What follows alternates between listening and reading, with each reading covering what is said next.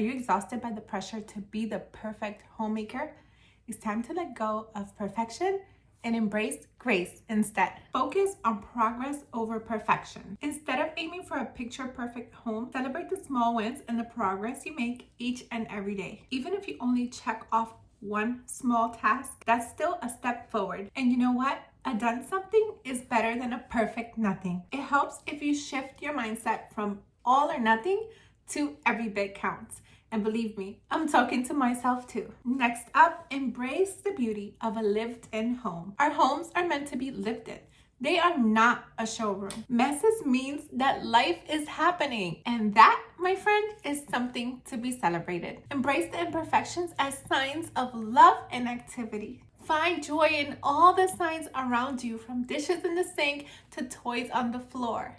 In fact, dishes on the sink just simply means your family has had food to eat. And toys on the floor, guess what? That means your children have the ability to play. Because seriously, what would be the alternative? Let's be thankful for what we have, including the messes. And speaking of being thankful, let's have gratitude for every single thing that we have. It's easy to focus on what we don't have or what is not perfect. Instead, let's take a moment to be grateful for the home that God has blessed us with. For example, I always seem to be short at least a room or two, and I could look at it that way. Or I can say, hey, thank you, God, for giving us a roof over our heads. And do you know what else? Less bedrooms quite often means smaller property taxes. So hey, there's an unexpected win. If we take a moment to appreciate all the things and resources we really have, no matter how simple they may seem, it could honestly change our lives. What seems to be our struggles or pain points can actually be somebody else's prayers. If our children are leaving toys on the floor, somebody's prayer could be to actually have a child. If our problem is that our husband is leaving socks on the floor, guess what? There's somebody out there that could be praying for a husband. And for those of us that seem to never have any time for ourselves, then that just means that we are super loved and full of activities and joy and life throughout our day. A great way to capture what we have is by starting a gratitude journal. I challenge you to write one thing every single day that you're grateful for in your home, one new thing every single day, and you will see just how quickly your mindset will shift. Next up, set realistic expectations for yourself. Homemaking is a never-ending job, so please do not expect to get it done in one day or even 1 week or even 1 month or even 1 year. Don't set yourself up for failure by expecting to do everything perfectly either. Set manageable goals and remember that it's okay if not everything gets done. Tomorrow, by God's grace, is another day. I used to tend to super overdo it with the massive, never-ending to-do list. So when I started implementing the big 3, this one totally changed the homemaking game for me. Every single day, I take my top 3 priorities and I focus on just those. That certainly doesn't mean I do not have a never-ending running to-do list in my home management journal. Of course I do. Some things never change. But do I focus on that running to-do list every single day? Absolutely not. During my test day, I take 3 items for 4 days out of the week and I get those done. I leave 1 room for wiggle room and never ever touch my weekends. So every single day, try to aim for these 3 tasks. But remember to give yourself grace if that doesn't happen. They could always be moved anyway. Next up, remember that homemaking is about relationships, not tasks. Otherwise, we would be housekeepers. And while there's nothing wrong with that at all whatsoever, housekeepers are super duper lovely and they put a lot of love into everything they do. That is simply not our roles. Our primary roles as homemakers is to nourish our homes and those in it by showing them love, compassion, understanding, grace, and all of that good stuff. Our families will not remember how spotless our home was, but they will definitely remember how we caused them to feel. They'll remember the love and the time we spent with them. So get down on that floor and play with your children. Go ahead and paint and get messy. These are the memories that will become their core memories. These are the memories that they will hold on to and remember them dearly. Be sure to choose connection over chores. Make sure to keep those bonds strong with our children and with our spouses when they are asking for attention and affection.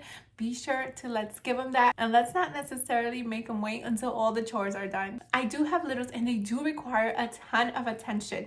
So there's a high chance that none of my chores will get done.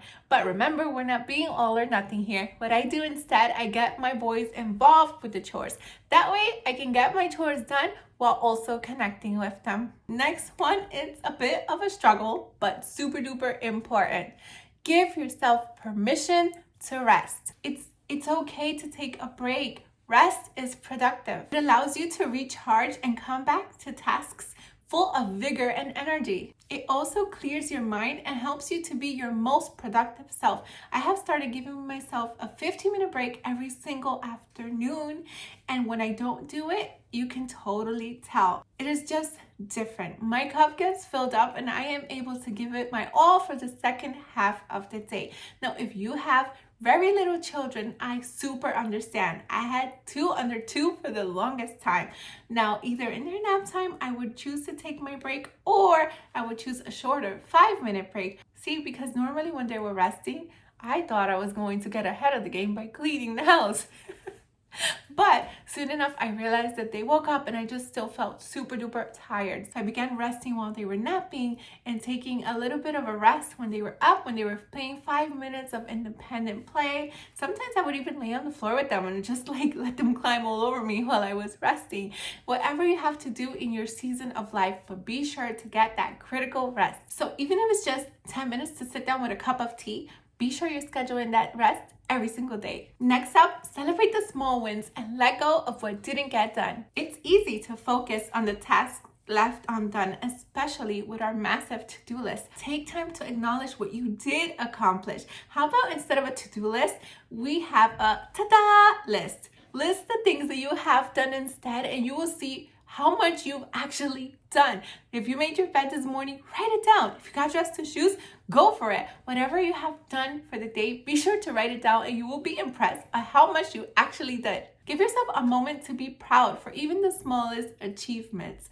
I used to have so much trouble with this. I would literally write books and planners and then just be like, oh, okay, what's next?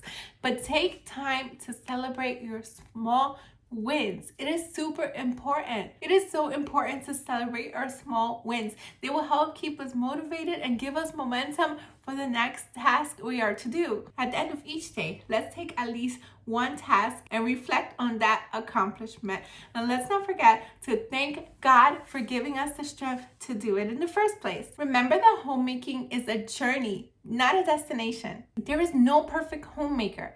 It's all a lie. Everything you see on Instagram, all of the reels and the shorts is just a highlight reel. It is far from reality. There is no perfect homemaker. It's a journey of growth and learning with ups and downs along the way. It's actually one of the main reasons why I decided to have full transparency and let you guys know I was not a naturally neat person. You could not even see my floors before. When I first started my YouTube channel, I had no intentions of sharing that. How embarrassing. But how will you know if I don't show you my real self?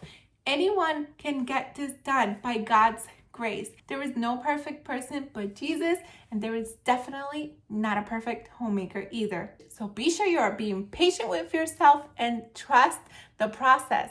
God is doing a good work in you, and He is not done yet. When you feel overwhelmed, remind yourself it's okay to make mistakes.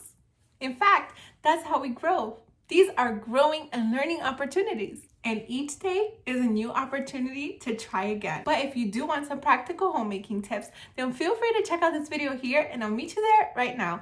Thank you so much for watching. Until next time, to God be the glory. Bye.